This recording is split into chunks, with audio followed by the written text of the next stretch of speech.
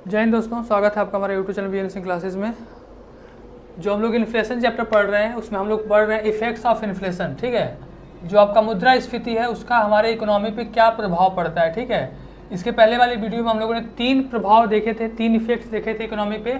आज हम लोग बात करेंगे on savings, on expenditure, on tax, on employment and on wages. ठीक है, तो पहला जो लोग बचत करते हैं पैसा, ठीक है, जो आपका सेविंग होता है उस पर क्या असर पड़ता है। ठीक है, देखिए साफ साफ कह रहा है कि पैसा अगर हम लोग होल्ड करके रखें, ठीक है, पैसा अगर हम लोग होल्ड करके रखें तो समय के साथ क्या होता है, जो आपका अगर इन्फ्लेशन बढ़ेगा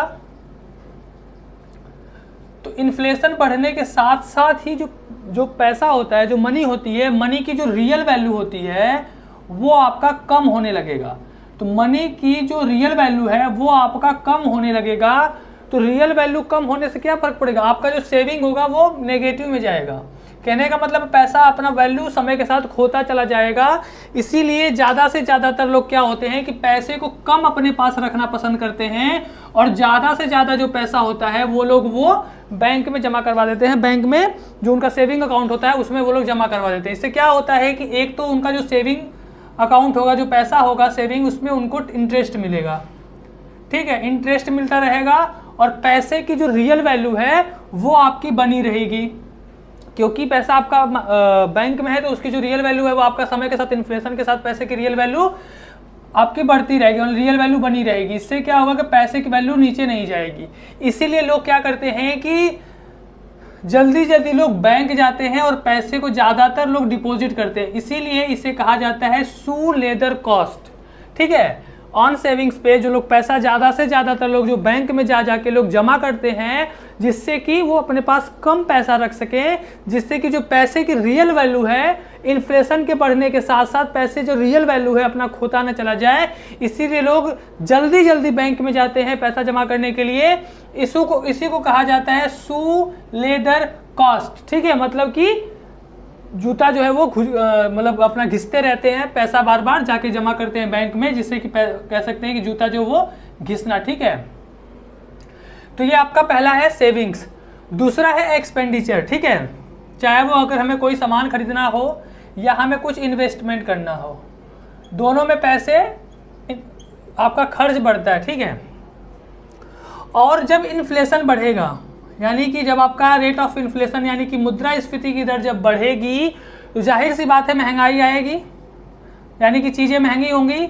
और जब चीज़ें महंगी होंगी तो लोग सबसे पहले लोग क्या करते हैं कि सबसे पहले लोग अगर किसी चीज़ को कम करते हैं तो वो करते हैं कंजप्शन, यानी कि जो उनकी खपत होती है, जो उनकी कंजप्शन होता है, सबसे पहले लोग इसी चीज़ में कटौती करते हैं। ठीक है, यानी कि लोगों का जो परचेजिंग पावर है, देखिए परचेजिंग पावर क्या हुआ, लोगों की जो परचेजिंग पावर है, जो खरीदने की जो शक्ति है वो कम हो गई। ठीक है, तो लोग क्या करते हैं कि सबसे पहले अपना कंजप्शन कम करते हैं, जो खपत है, ठीक है, जो चीज़ें वो लोग ले सकते थे, लेना चाहते थे, बट महंगाई की वजह से वो उसे नहीं ले पा रहे हैं, तो सबसे पहले ये कटौती होती है। ठीक है, तो इसकी वजह से हम लोग देखें तो एक्सपेंडिचर पे क्या होगा, मतलब अगर इन्फ्लेशन बढ़ेगा तो खर्च भी आपका बढ़ेगा, तो इसका नेगेटिव इम्पैक्ट पड़ता है आपका इकोनॉमी पे। ठीक है, तो यानी कि धीरे धीरे जो होगा लोग क्या करेंगे, परचेजिंग पावर लोगों की नीचे चली जाएगी, यानी कि लोगों का मतलब कह सकते हैं कि डिमांड आपका घटना शुरू हो जाएगा। लोग चीज़ें खरीदना मतलब कम करते चले जाएंगे, क्योंकि चीज़ें महंगी होती चली जाएगी और आपका जो डिमांड नीचे चला जाएगा तो जाहिर सी बात है आपका एक तरह से देखें तो रिसेशन में यानी कि मंदी आने की संभावना बढ़ जाएगी। अब अगला हम लोग बात करें टैक्स। टैक्स पे क्या इफेक्ट पड़ता है तीसरा, तो आपको पता होगा 2 तरह के नॉर्मल टैक्स होते हैं आपके, इनडायरेक्ट टैक्स और डायरेक्ट टैक्स। इनडायरेक्ट टैक्स का मतलब होता है कि जो लायबिलिटी है, जो दायित्व है, जो बर्डन है, वो ट्रांसफर कर दिया जाए दूसरे के ऊपर। यानी कि जो दायित्व है, जो लायबिलिटी है, जो बर्डन है, वो किसी और पे ट्रांसफर कर दिया जाए, वो होता है इनडायरेक्ट टैक्स, अप्रत्यक्ष कर। डायरेक्ट टैक्स का मतलब होता है जो बर्डन को अपने ट्रांसफर न कर सके, यानी कि लायबिलिटी को ट्रांसफर नहीं कर सकता, यानी कि जिसका टैक्स है वही भरेगा, दूसरे पे वो ट्रांसफर नहीं कर सकता, वो होता है आपका डायरेक्ट टैक्स। ठीक है, जैसे आपका जीएसटी है, तो जीएसटी क्या है? इनडायरेक्ट टैक्स, ठीक है। अब जैसे कोई कंपनी अगर कोई सामान बनाती है तो उस सामान पे जो टैक्स लगता है आपका, जो जीएसटी लगती है, वो कंपनियां जो टैक्स आपका लगाएंगी उस सामान पे, अंततः पैसा कस्टमर को ही पे करना है। यानी कि जितना परसेंट अगर टैक्स आप देंगे, चाहे वो 10 हो, 15 हो, 25 हो, 28 हो, जो भी परसेंट आपका टैक्स लग रहा है, वो सभी टैक्स अंततः कंज्यूमर के ऊपर ही जाना है, कस्टमर के ऊपर ही जाना है। तो यहाँ तो लायबिलिटी बर्डन ट्रांसफर हो जाती है इनडायरेक्ट टैक्स में।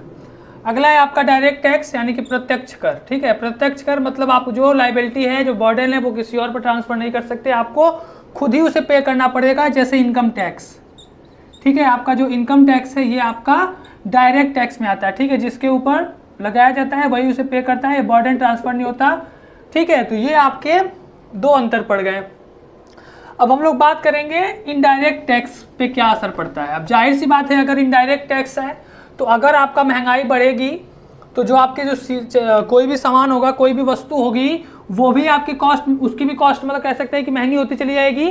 तो महंगी होने का मतलब क्या? और आपको पता होगा कि जो टैक्स लगता है, टैक्स आपके किसी भी जो भी गुड्स होता है, जो भी आपकी वस्तु होती है, वस्तु के प्राइस के अकॉर्डिंग टैक्स लगाया जाता है। यानी कि चीज़ कितनी महंगी है उस महंगाई के ऊपर आपका टैक्स लगाया जाता है। तो जाहिर सी बात है, अगर चीज़ महंगी होगी तो आपका टैक्स भी महंगा होगा। मतलब सीधा सीधा कहने का मतलब है कि आपका अगर इन्फ्लेशन बढ़ेगा तो आपका टैक्स जो है ये भी आपका बढ़ेगा, ठीक है। दूसरा आपका डायरेक्ट टैक्स, तो ये हो गया, सॉरी इनडायरेक्ट टैक्स हो गया। डायरेक्ट टैक्स में क्या होगा? डायरेक्ट टैक्स में भी जो पैसे होते हैं, इन्फ्लेशन में आपको पता होगा कि जो आपकी सैलरी होती है वो जो इंक्रीज करती है, ठीक है, तो पैसे बढ़ेंगे लेकिन पैसे की जो रियल वैल्यू है वो नहीं बढ़ता है, ठीक है, नॉमिनल वैल्यू बढ़ता है। यानी कि आपको लगेगा पैसा बढ़ा हुआ लेकिन रियल में उसकी रियल वैल्यू नहीं बढ़ती है। इसकी वजह से क्या होता है कि उनको भी एक तरह से महंगी ही समझ में आती है। अब तीसरा हम लोग बात करें तो जो गवर्नमेंट होता है, टैक्स आपका बढ़ा, पैसा बढ़ा, तो सरकार का जो इनकम होता है वो भी बढ़ता है, लेकिन इसमें भी रियल वैल्यू नहीं बढ़ता है। रियल वैल्यू नहीं बढ़ता है, नॉमिनल वैल्यू बढ़ता है। नॉमिनल वैल्यू बढ़ता है, तो इसीलिए देखें तो जो आपका इन्फ्लेशन है वो टैक्स पे भी इसका इफेक्ट पड़ता है। अब हम लोग बात करेंगे ऑन एम्प्लॉयमेंट, यानी कि जो आपके एम्प्लॉयमेंट है उस पर क्या इफेक्ट पड़ता है। तो इस वीडियो के जस्ट पहले वाले वीडियो में हमने बात की थी फिलिप्स कर्व, ठीक है, फिलिप्स कर्व। तो फिलिप्स कर्व जो है आपका, इसमें हमने बताया था कि जो आपका रेट ऑफ इन्फ्लेशन है, rate of inflation is inversely directly inversely proportional to unemployment. यानी कि अगर आपकी इन्फ्लेशन इंक्रीज करेगी तो अनएम्प्लॉयमेंट डिक्रीज करेगा, ठीक है। यानी कि अगर महंगाई का दर बढ़ेगा तो जो आपकी बेरोजगारी है वो नीचे जाएगी। यानी कि अगर अगर आपका इन्फ्लेशन ऊपर जा रहा है तो आपका अनएम्प्लॉयमेंट नीचे जाएगा, लेकिन ये लंबे समय तक नहीं रहता है। अगर इन्फ्लेशन लंबे समय तक बना रहा तो फिर इसका उल्टा असर पड़ने लगता है, अनएम्प्लॉयमेंट आपका बढ़ने लगेगा, ठीक है। थोड़े समय के लिए अगर आपका इन्फ्लेशन ऊपर जाएगा तो आपकी जो अनएम्प्लॉयमेंट है, यानी कि जो बेरोजगारी की दर है वो नीचे चली जाएगी। लेकिन अगर यही लंबे समय तक बना रहा तो आपका इन्फ्लेशन अगर लंबे समय तक बना रहा तो अनएम्प्लॉयमेंट भी आपका ऊपर बढ़ना शुरू कर देगा। फिलिप्स कर्व का मतलब कह सकते हैं बताया था। फिलिप्स कर्व सिर्फ इतना है कि अगर इन्फ्लेशन ऊपर जाता है, यानी इन्फ्लेशन की दर बढ़ती है, तो अनएम्प्लॉयमेंट आपका नीचे जाएगा, बेरोजगारी जो होती है वो नीचे जाती है। तो अनएम्प्लॉयमेंट में भी, अगर एम्प्लॉयमेंट में भी हम लोग बात करें तो इसका भी इफेक्ट पड़ता है आपका इकोनॉमी पे, मतलब इन्फ्लेशन का। तीसरा हम लोग बात करेंगे ऑन वेजेस, यानी कि जो मजदूरी होती है उस पर क्या इफेक्ट पड़ता है। तो जाहिर सी बात है सब चीज़ें महंगी हो रही है तो जो मजदूरी है वो भी आपकी महंगी होगी। लेकिन याद रख, मतलब इस पर भी क्या है कि बस सब कुछ जो भी है वो आपका रियल और नॉमिनल में है। तो रियल वैल्यू जो है मनी की वो नहीं बढ़ती है, नॉमिनल वैल्यू बढ़ता है। नॉमिनल वैल्यू जो होती है आपकी पैसे की वो बढ़ती है, रियल वैल्यू नहीं बढ़ता है। तो जो आपकी वेजेस होती है, यानी कि जो मजदूरी होती है, मजदूरी पे भी आपका इन्फ्लेशन का इफेक्ट पड़ता है, प्रभाव पड़ता है, ठीक है। तो ये आपके कुछ ऐसे प्रभाव थे इन्फ्लेशन का हमारी इकोनॉमी पे, मतलब इन्फ्लेशन पे के असर का जो हमारे इकोनॉमी पे क्या प्रभाव पड़ता है, तो ये हमने on saving, on expenditure, on tax, on employment और आपका ऑन वेजेस, ठीक है। अब अगले वीडियो में हम लोग और भी कुछ जो आपके इंपॉर्टेंट चीज़ें होंगी जिस पे प्रभाव पड़ता है, क्योंकि कई सारे एग्जाम्स में पूछ देता है आपका, ठीक है। जैसे अभी कल ही ये आपको शायद याद होगा, सॉरी मतलब कल आपका जो 24 तारीख को पीसीएस का जो एग्ज़ाम था उसमें आपका इकोनॉमी से पूछ लिया था कि जो भारत का जो इन्फ्लेशन है, जो भारत का जो इन्फ्लेशन का जो रेट है वो जो मेजर किया जाता है तो वो किस पे मेजर किया जाता है, ठीक है। तो आपका WPI या CPI, ठीक है, होलसेल जो आपका प्राइस इंडिकेटर है, जो आपका कंज्यूमर प्राइस इंडिकेटर है, किस पे आपका इंडेक्स आपका उस पे पता किया जाता है। तो ये आपका डायरेक्ट क्वेश्चन पूछा था कल पीसीएस में, ठीक है। तो जस्ट इसके अगला वाला पार्ट जो है वो हम लोग यही पढ़ेंगे, जो आपका कैसे मेजर किया जाता है, ठीक है। तो थैंक यू, जय हिंद।